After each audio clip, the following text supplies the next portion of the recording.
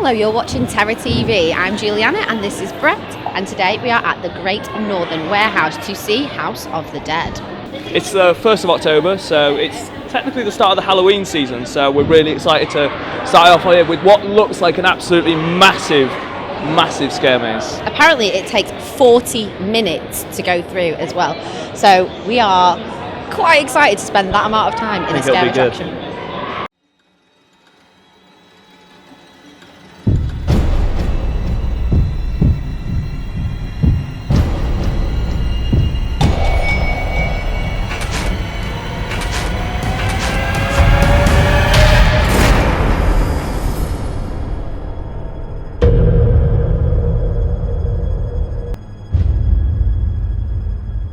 Okay, so we've just come out of the House of Dead. It took nearly an hour to get all the way through. It's a very, very long scare attraction. Maybe more than an hour for me, actually. Yeah, because Ju came out maybe another 10 minutes after we left. Yeah, we came out at different times. So what shall we explain what happens? What happens is you go through as a group, and then they split you up and send your group off in all different directions, so you don't know where they are, and then you sort of bump into all different groups and make friends with people and are very confused. You go behind groups, in the middle of groups, on your own. On your own. Yeah, it's very chaotic in the way that it's put together, and which adds confusion. You're just confused the whole time. You're like, what's going on?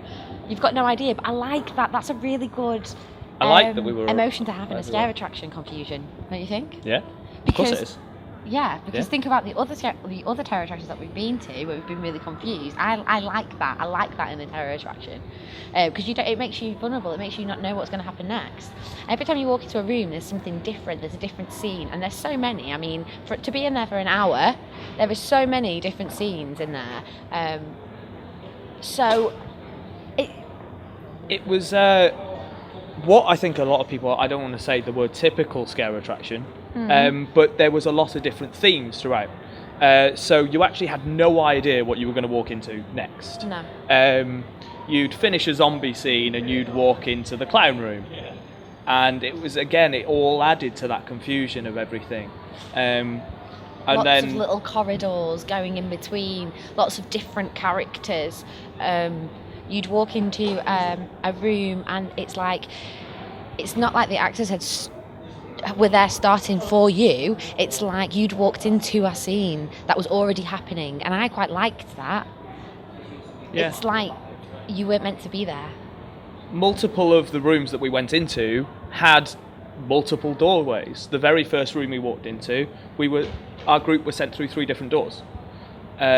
We then lost our group for the majority of the next 2 or 3 scenes, and then found them later on, and then people were pushed back, and so nearly every room in that attraction had 2 different routes, which was how you can logistically do that and go, oh yeah, we're going to get everyone through. It's amazing.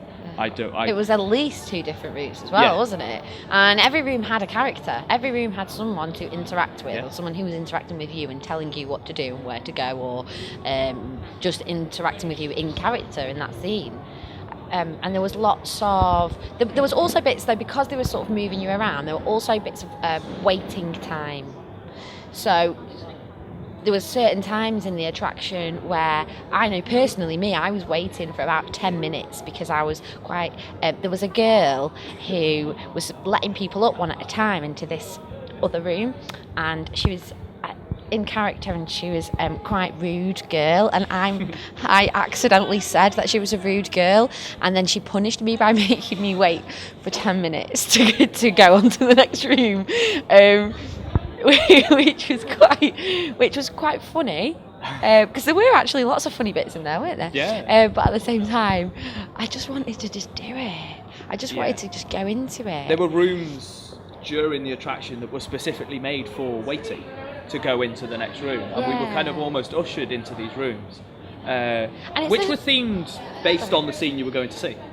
later on. Yeah, they were, but it was a bit of a shame, wasn't it? Because it was a little bit of a shame because it was like you were so high, like, you know, from the scares and from the interaction with the characters, and then suddenly you just had to wait a little bit, and then it sort of brought you down a little bit. Yeah. It wasn't your typical throughput attraction where you would be sent in a group, you'd walk through, and you'd come out the end 20 minutes later. This was a case in which you were stopping and starting quite a lot. And it, in some cases, worked really well, and you'd be sitting there. There was a scene actually that I think it was a waiting room. It was a clinic waiting room. Yeah, that was really good. So we that were was actually made to really sit good. down in what was a waiting room, and I found that quite effective.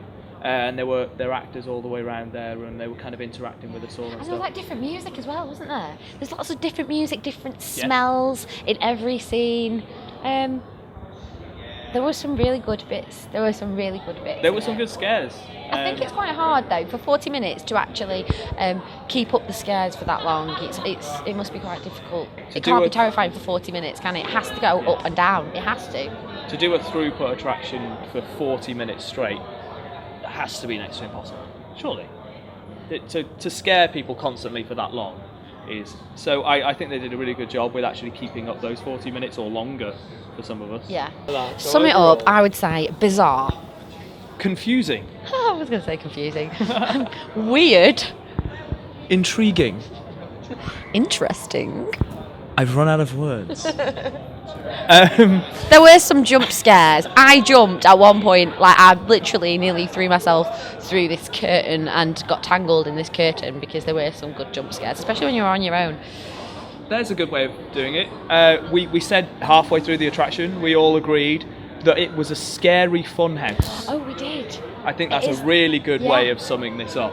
That's It's what a it's scary like. fun house. You go through, you have a laugh, and it's also got some scares in it and stuff like that. It's absolutely crazy, absolutely everywhere. You don't just walk through it either. No, There you are don't. different There's all levels sorts. of getting to different scenes. So yeah, overall, I can see Paul, our cameraman, is now getting bored with mine and Brett's rambling. Overall, I liked it. I mean, there was a bit of waiting time, but I liked it. I thought it was really good. What did you think? I thought it was a really different attraction, and I thought it was something that was really interesting. I think it's definitely something when it gets to Halloween, when it gets later on. I mean, this is the first night, it's the press night here, so they're going to have another 2 or 3 days to kind of go through everything and really get it clean for when they open on the 3rd. And I think it's something that will progress much further than what we've seen today. But I mean, all we can say is come and see it for yourself. It's the House of the Dead in Manchester, all the way through Halloween 2015.